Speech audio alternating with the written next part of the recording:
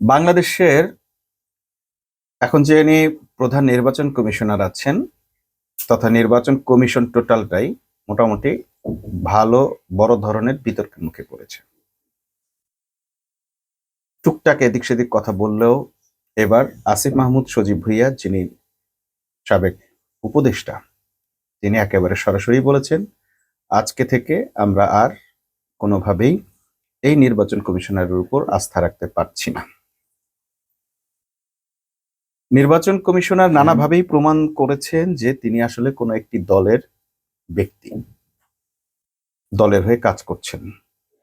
আমরা দেখলাম হাজার হাজার কোটি টাকার ঋণ আছে এমন ব্যক্তিও নমিনেশন পেয়ে গেছে নির্বাচন কমিশন থেকে। আবার কার্ড ব্যবহারকারীরা, যেটার মেয়াদ থাকে ৪৫ দিন, ৩ মাস, ১ মাস, যে কোনো সময় দিয়ে দেওয়া যায়, এরকম ব্যক্তিরাও কার্ড, আগে কখনো এরকম কার্ড, যেহেতু এটা একটা স্বল্প মেয়াদী টাকা জমা দেওয়ার বা টাকা তোলার একটা সিস্টেম, সেই কার্ডের কারণেও অনেককে নমিনেশন দেওয়া হয়নি। এছাড়া দেখা গেছে মাহমুদুর রহমান মান্না বগুড়ায় নমিনেশন পেয়েছেন, ঢাকায় পাননি। তারপরে জামাতের নেতা হামিদুর রহমান আজাদ কক্সবাজারে নমিনেশন পাননি। তারপরে আবার আদালতে গিয়ে মোকাবেলা করে পেতে হয়েছে। এইভাবে দেখা গেছে যে নির্বাচন কমিশনার, রিটার্নিং অফিসার সবাই মোটামুটি মিলে একটি দলকে বিজয়ী করানোর জন্য তৎপর হয়ে উঠেছেন। নির্বাচন কমিশনারের বেশ কয়েকটি বিতর্কিত সিদ্ধান্তের মধ্যে একটি হলো ৮ ঘন্টার মধ্যে তারেক জিয়ার ন্যাশনাল আইডি কার্ড করে দেওয়া। এমনকি আজ পর্যন্ত নির্বাচন কমিশন কিংবা তারেক রহমান কিংবা বিএনপির কেউ এটা নিশ্চিত করেনি যে তিনি তার দ্বৈত নাগরিকত্ব সাবমিট করেছেন কিনা। বরং তার ফর্মে লেখা আছে তিনি দ্বৈত নাগরিক ছিলেন না। তাহলে তিনি এতদিন কিভাবে লন্ডনে ছিলেন? এর কোনো জবাব কেউ দিচ্ছে না। নির্বাচন কমিশনার এই জবাব যে জনগণের কাছে দিতে বাধ্য, সেটাও তিনি ফিল করছেন না। সর্বশেষ যে বিতর্কিত কাজটি তিনি করলেন সেটি হচ্ছে সাকসু নির্বাচনটার বন্ধ করার জন্য তিনি একটি চিঠি পাঠিয়েছেন, এবং সেই চিঠিটি যারা ম্যানেজ করে নিয়ে গেছে তারা গিয়ে সেটিকে গোপন করে রেখে দিয়েছে ড্রয়ারের মধ্যে। যখনই সাকসু নির্বাচন আসলো তখনই তারা সেই চিঠিটি শো করে বললেন, না, সাকসু নির্বাচনতে নির্বাচন কমিশন করতে নিষেধ করেছে। এই যে ছাত্রদের নির্বাচনে ছাত্র দলের ভরাডুবি হলো, বিএনপির ভরাডুবি হলো, সেটা দেখে নির্বাচন কমিশন ওই নির্বাচন বন্ধ করার জন্য চিঠি দিলেন। এই এখতিয়ার কি তার আছে? ছাত্রদের নির্বাচনের সঙ্গে জাতীয় নির্বাচনের কোনো সম্পর্ক আছে? কিন্তু তারপরও তিনি এই এখতিয়ার বহির্ভূত কাজটি করলেন। তবে হ্যাঁ, তিনি যেটি করেছিলেন বা এই নির্বাচন কমিশন যেটি করেছে সেটি হচ্ছে সুপারিশ করেছে যে আর কোনো নির্বাচন না করার জন্য সুপারিশ। স্বায়ত্তশাসিত প্রতিষ্ঠানকে এই সুপারিশ হিসেবেই বলা হয়। স্বায়ত্তশাসিত প্রতিষ্ঠানকে কোনো কিছু করতে বা বাধা দিতে কেউ পারে না সরকারের পক্ষ থেকে, বা নির্বাচন কমিশন তো কখনোই পারে না, কারণ এটা স্বায়ত্তশাসিত প্রতিষ্ঠান। সো এরপরও সুপারিশ হিসেবে তিনি বলেছেন, কিন্তু সেই সুপারিশকেই বিএনপিপন্থী শিক্ষকরা নির্দেশনামা হিসেবে গ্রহণ করে নিয়েছেন, এবং সেটি নির্দেশনামা হিসেবে গ্রহণ করে তারা ওপেনলি নিজেদের পরিচয় দিয়ে, তারা যে বিএনপিপন্থী শিক্ষক সবাই জানে, এইভাবে তারা উল্লেখ করে সংবাদ সম্মেলনে এই নির্বাচনের বিরুদ্ধে গিয়ে অবস্থান নিয়েছেন। এবং তারা দায়ী করেছেন নির্বাচন কল করার সময় নাকি ভাইস চ্যান্সেলর এককভাবে এই সিদ্ধান্ত নিয়েছে। নির্বাচনের জন্য বিএনপিপন্থী শিক্ষকদের মতামত নিতে হবে, এরকম কোন অ্যাক্ট বিশ্ববিদ্যালয়ে নেই। বিশ্ববিদ্যালয়ের ভাইস চ্যান্সেলর যে কোনো সিদ্ধান্ত নিতে পারেন, নিয়ে সেটি সকলকে অবহিত করতে পারেন। কোন কোন ধরনের সিদ্ধান্ত সিন্ডিকেটে পাশ হইতে হয় বা কি হইতে হয় না হইতে হয়, এগুলো ভাইস চ্যান্সেলর জেনে শুনেই তিনি তার ভূমিকা পালন করছেন। কিন্তু বিএনপিপন্থী শিক্ষকরা এবং বিএনপির খয়েরখা এই নির্বাচন কমিশন, তারা মিলে শাহজালাল বিজ্ঞান ও প্রযুক্তি বিশ্ববিদ্যালয়ের নির্বাচন বন্ধ করার সব ধরনের বন্দোবস্ত করে ফেলেছে। সর্বশেষ তারা যেটা করেছেন, তারা হাইকোর্টকে ব্যবহার করেছেন। হাইকোর্টকে ব্যবহার করে তারা এই নির্বাচনের স্থগিত আদেশ যেটা ছিল সেটাকে আবার বহাল করেছেন। এইভাবে করে আইন আদালতকে, কোর্টকে ব্যবহার করে কোটা বিরোধী আন্দোলনকে উস্কে দেওয়া হয়েছিল শেখ হাসিনার আমলে। এবার সে কাজটি নির্বাচন কমিশন করলো, বিএনপি করলো। এখন মোটামুটি নিশ্চিত যে 12 ফেব্রুয়ারি আর নির্বাচন হওয়ার মতো কোনো পরিবেশ নাই। এই নির্বাচন কমিশনারকে পরিবর্তন না করা পর্যন্ত, নির্বাচন কমিশনকে আবার পুনরায় ঢেলে না সাজানো পর্যন্ত কোনোভাবেই বাংলাদেশের সুষ্ঠু নির্বাচন সম্ভব না। এটা মোটামুটি সকলেই বুঝে গেছে। জামাত হয়তো রিস্কটা নিতে চাচ্ছে না যে হ্যাঁ, নির্বাচন প্রতিহত করার জন্য তারা চেষ্টা করছে, তাদের গায়ে দোষ চাপানো হবে, দায় চাপানো হবে, সেই ভয়ে হয়তো তারা এখনই কিছু বলছে না। কিন্তু মোটামুটি এটা স্পষ্ট যে তাদের সঙ্গেও যে আচরণ নির্বাচন কমিশন করেছে, তারা বুঝে গেছে যে এই নির্বাচনের কাছ থেকে কোনো সুষ্ঠু নির্বাচন পাওয়া সম্ভব নয়। এমনকি এই নির্বাচন এখন, কমিশন এখন ছাত্রদের নির্বাচনেও বাধা হয়ে দাঁড়িয়েছে। এই যখন বাংলাদেশের অবস্থা, তখন সেই বৈষম্য বিরোধী আন্দোলনের নেতা সেই আসিফ মাহমুদ সজীব ভুঁইয়া ওপেনলি বললেন যে আমরা আর এই নির্বাচন কমিশনের উপর আস্থা রাখতে পারছি না। আমরা কোনোভাবেই মনে করছি না যে এই কমিশনের অধীনে কোনো সুষ্ঠু নির্বাচন সম্ভব। তাহলে এখন কি হবে? তাহলে যে গুঞ্জনটা ছিল যে 12 ফেব্রুয়ারি নির্বাচন 12 ফেব্রুয়ারিতে হবে না, সেটি কি সত্য হতে যাচ্ছে?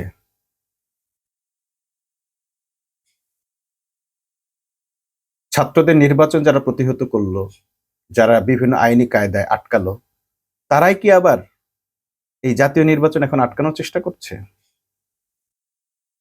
হয় জাতীয় নির্বাচন আটকাবেন, আর না হয় এই নির্বাচন কমিশনের অধীনে করতে হবে। এমন একটা পরিস্থিতিতে এখন বাংলাদেশের মানুষকে এনে দাঁড় করানো হয়েছে। এই নির্বাচন কমিশনের অধীনে যদি নির্বাচন হয়, সেটি শেখ হাসিনার সেই ফ্যাসিবাদ আমলের নির্বাচনের চেয়ে অন্য কিছু হবে বলে এখন মানুষ আর মনে করছে না। রাজনীতিবিদদের মধ্যেও অনেকে এটা ভাবতে পারছেন না।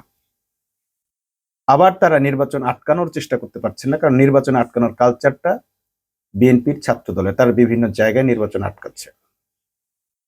অর্থাৎ জনগণকে তারা আবারও জিম্মি করে ফেলেছে।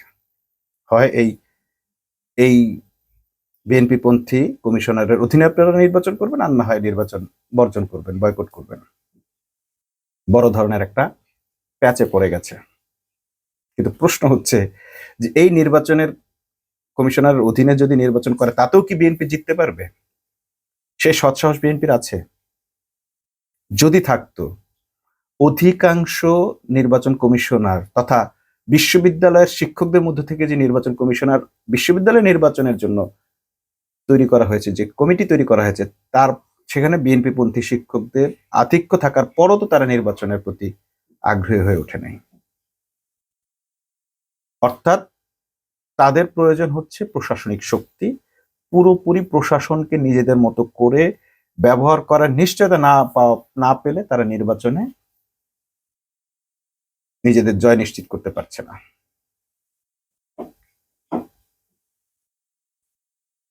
এখন তারা যে কোনো সময় হাইকোর্টকে ব্যবহার করতে পারে। ছাত্রদের নির্বাচনে তারা যেভাবে হাইকোর্টকে ব্যবহার করলো, এটা একেবারেই নির্লজ্জতা। ছাত্রদের অধিকার কেড়ে নেওয়ার জন্য এই কাজগুলো তো শেখ হাসিনা করেছে। এখন কে করছে? আসিফ নজরুল। হাইকোর্টের যে কোনো সিদ্ধান্ত আসলেই আসিফ নজরুলের নামটি সবার মনে আসে। কিন্তু এর আড়ালে ব্যারিস্টার মাহবুবুদ্দিন খোকন থেকে শুরু করে বিএনপি পন্থী আর বহু আইনজীবীরা রয়ে গেছেন।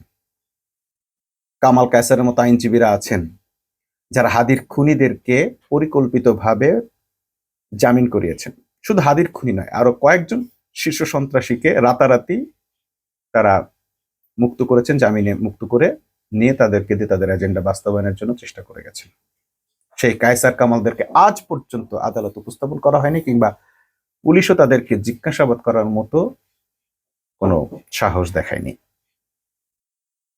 একজন মানুষ খুন হয়ে গেছে, তাতেও তাদের কোনো কর্ণপাত করার মতো সুযোগ হয়নি। এই হাইকোর্ট ইশরাককে মেয়র হিসেবে ঘোষণা দিয়েছিল, রায় দিয়েছিল, যেখানে নির্বাচনের আইন অনুযায়ী যদি কোনো প্রার্থী অযোগ্য বলে বা যিনি বিজয়ী হয়েছেন তার কোনো, তিনি বাদ হয়ে যান, তার কোনো কিছুতে তিনি তাকে পদত্যাগ করতে বাধ্য হয় বা তাকে বাদ দিতে বাধ্য হয় বা তাকে কমিশন থেকে পদচ্যুত করা হয়, যেটাই করা হোক, তাহলে তার নিকটতম প্রতিদ্বন্দ্বী হচ্ছে মেয়র হইতে পারেন। দুইটা জিনিস, একটা হচ্ছে নিকটতম প্রতিদ্বন্দ্বী, কিন্তু ইশরাক তার নিকটতম প্রতিদ্বন্দ্বী ছিলেন না, তিনি ভোট বর্জন করেছিলেন, তিনি প্রত্যাহার করে নিয়েছিলেন, প্রতিদ্বন্দ্বিতা প্রত্যাহার করে নিয়েছিলেন, ভোট বর্জন করেছেন, করে তার নির্বাচনে অংশগ্রহণ শেষ। এটা একটা। দ্বিতীয়ত হচ্ছে যে ওই মেয়র ইলেকশনের মেয়াদ পর্যন্ত শেষ হয়ে গেছে। তাহলে মেয়াদ শেষ হয়ে যাওয়ার পর সেই সিটি কর্পোরেশনের নির্বাচনকে কিভাবে এই আদালত আবার ইশরাককে সেখানে মেয়র হিসেবে রায় দেয়? এই আদালতই আবার তার রায়েতেই সে বলেছে যে এই নির্বাচন ছিল অবৈধ। তাহলে যদি নির্বাচন অবৈধ হয়ে থাকে, তাহলে সেই নির্বাচনে ইশরাক কিভাবে আবার মেয়র হয়? নির্বাচন অবৈধ হওয়ার কারণে যদি আওয়ামী লীগের মেয়র তাপস যদি বাদ হয়ে যায়, তাহলে ইশরাক কিভাবে মেয়র হয়? হাইকোর্টের কাছে এর কোনো জবাব পাওয়া যায়নি। হাইকোর্ট এমন একটি কোর্টে পরিণত করা হয়েছে, তারা যা খুশি বলতে পারে। সেই হাইকোর্টকে দিয়ে এবার সাকসু নির্বাচনটা বন্ধ করা হলো। এই হাইকোর্টের প্রতি মানুষের শ্রদ্ধা ফিরিয়ে আনার আর কোনো ব্যবস্থা আছে? আমরা জানি যে আইন মন্ত্রণালয়ে এখন দায়িত্ব পালন করছেন আসিফ নজরুল, আইনের অনেক বড় পণ্ডিত, শিক্ষক তিনি, কিন্তু আসলে বাংলাদেশের মানুষের জন্য, আইন বাস্তবায়নের জন্য, আইনি রাষ্ট্র, আইনি কাঠামো তৈরি করার জন্য তিনি একেবারেই ব্যর্থ একজন উপদেষ্টা। এই আইন আদালতকে ব্যবহার করে এবার যাচ্ছে তাই হয়েছে। এই আইন আদালতকে ব্যবহার করে 17 বছরের জুলাই আন্দোলনের নেত্রী সুরভিকে রিমান্ডে পর্যন্ত নিয়ে গেছে। এই আইন তাকে হেফাজত করতে পারে নাই, তাকে আওয়ামী লীগের খুনি আসামি নেত্রীদের মধ্যে, মহিলাদের মধ্যে রেখে তাকে শারীরিকভাবে লাঞ্ছিত করেছে। যে কোর্ট কাচারি শব্দগুলো মানুষের কাছে বিভীষিকা হয়ে উঠেছিল, সেই কোর্টকে এখনো সেই একই অবস্থানে কারা সাজিয়ে রেখেছে।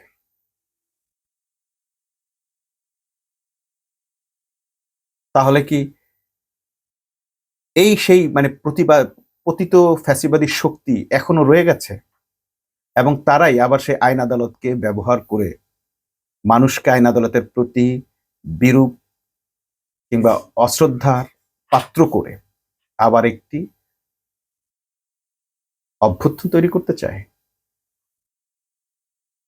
নিঃসন্দেহে মানুষ এই ধরনের রায়ের পর বিক্ষুব্ধ হয়ে উঠতেই পারে। বিশেষ করে আমরা দেখলাম সাকসু নির্বাচনের জন্য আবারও ছাত্ররা মাঠে নেমেছে। হয়তো সেই রায়টা আবার সুপ্রিম কোর্টে যেতে হবে, আপিল বিভাগে যাবে। এসব কেন করা হয়?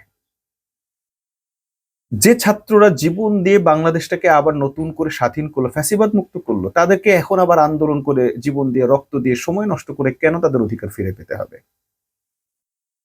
ক্ষমতার কি এতই স্বাদ? অথচ একটি স্লোগান খুব বিখ্যাত হয়েছিল 5ই আগস্টের সেই আন্দোলনের সময় বা বিজয়ের পর, বিজয়ের আগে থেকে, ক্ষমতা না জনতা, জনতা, জনতা। তাহলে জনতার কথা কে বলবে? জনতার কাতারে কে আসবে? আওয়ামী লীগ ক্ষমতার জন্য জনতার গায়ে গুলি করেছে, ছাত্রদের গায়ে গুলি করেছে, বুকে গুলি করেছে, ক্ষমতায় টিকে থাকার জন্য।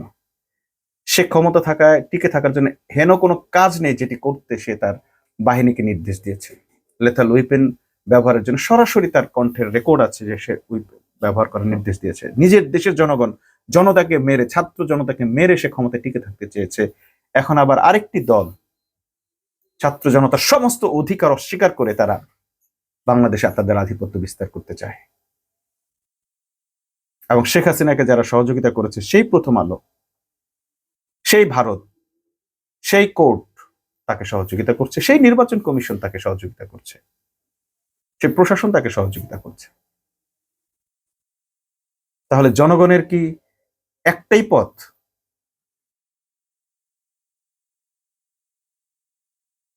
জনতার কি আর কখনোই তারা বিচারালয়ে গিয়ে তাদের সুবিচার ফিরে পাবে না? তাদেরকে কি রাস্তার বিচার রাস্তায় করতে হবে? সে জনতাও যদি কখনো বিচারও চায়, তাহলে সেটা কি আবার মিডিয়া বলছে মব? অর্থাৎ পুরো একটা সেট চলছে এখন বাংলাদেশে। এই সেট আপের ঘেরাটোপ থেকে যদি জনগণ বের হতে না পারে, তাহলে এই জনগণের জন্য সামনে খুব খারাপ ভবিষ্যৎ অপেক্ষা করছে। এই জনগণকে আবার ঐক্যবদ্ধ হতে হবে এবং এই নব্য ফ্যাসিবাদের বিরুদ্ধে ঐক্যবদ্ধ হতে হবে। ফ্যাসিবাদ কোনো দল নয়, ফ্যাসিবাদ একটি সিস্টেম। আর সেই সিস্টেম যে কোনো একটি দলের ঘাড়ে চেপে রানিং করে। তারা তাদের অপারেশনগুলো একটা দলের ঘাড়ের উপর চেপে বসে করে, ভূতের মতো সওয়ার হয়। সেই প্রশাসন রয়ে গেছে, সেই তেলবাজ লোকগুলো রয়ে গেছে, সেই অসভ্য মিডিয়া রয়ে গেছে, সেই প্রথম আলো গংরা রয়ে গেছে, সেই ইন্ডিয়া রয়ে গেছে, সেই আছে, সবকিছু আছে। শুধু তারা শিফট করেছে আরেকটি দলের মধ্যে। এই যে সিস্টেম, এই সিস্টেমটা আমরা কবে ভাঙবো? কবে ভাঙবে এই সিস্টেম? কখনোই ভাঙবে না। আমরা আশা করেছিলাম আসন্ন নির্বাচনে হয়তো নতুন কোন সভ্য রাজনৈতিক দল বাংলাদেশে ক্ষমতায় এসে এই জরাজীর্ণ ব্যবস্থাকে, এই ফ্যাসিবাদী সিস্টেমকে ঢেলে সাজাবে, সংস্কার করবে। কিন্তু এখন আমরা নির্বাচন কমিশনের নানান কাজের মধ্য দিয়ে টের পাচ্ছি যে সেইটাও তারা করতে দেবে না। তারা তাদের মেকানিজম ব্যবহার করে একটি দলকে ক্ষমতায় এনে সেই আবার ফ্যাসিবাদী পদ্ধতিকে, সিস্টেমকে বাংলাদেশের মানুষের উপর চাপিয়ে দেবে। আমরা এই ফ্যাসিবাদী সিস্টেম থেকে মুক্তি চাই। আমরা এই নির্বাচন কমিশন থেকে বাংলাদেশের মানুষের যে জিম্মি দশা, বাংলাদেশের মানুষের মুক্তি চাই। বাংলাদেশের মানুষকে আবারও এই নির্বাচন কমিশনের বিরুদ্ধে জেগে উঠতে হবে, প্রশাসনের বিরুদ্ধে জেগে উঠতে হবে, এইসব পেটিকোটের বিরুদ্ধে জেগে উঠতে হবে। তা না হলে ভবিষ্যৎ ফ্যাসিবাদ মানুষকে কত বছর জিম্মি করে রাখে সেটি কেউ জানে না। অত্যন্ত আতঙ্ক থেকে, আশঙ্কা থেকে আজকের এই সতর্ক বার্তাগুলো আপনাদের কাছে পৌঁছে দিলাম। এখন যদি সতর্ক না হন, অবহেলা করেন, তাহলে আপনাদের ভবিষ্যৎ, আমাদের বাংলাদেশের জনগণের ভবিষ্যৎ, আমাদের ভবিষ্যৎ প্রজন্মের ভবিষ্যৎ গত ফ্যাসিবাদের চেয়েও গভীর অন্ধকারে নিমজ্জিত হতে পারে। সবাইকে সতর্ক থাকার আহ্বান জানিয়ে, আবারও জেগে ওঠার আহ্বান জানিয়ে আজকের মতো এখানে শেষ করছি। আল্লাহ হাফেজ।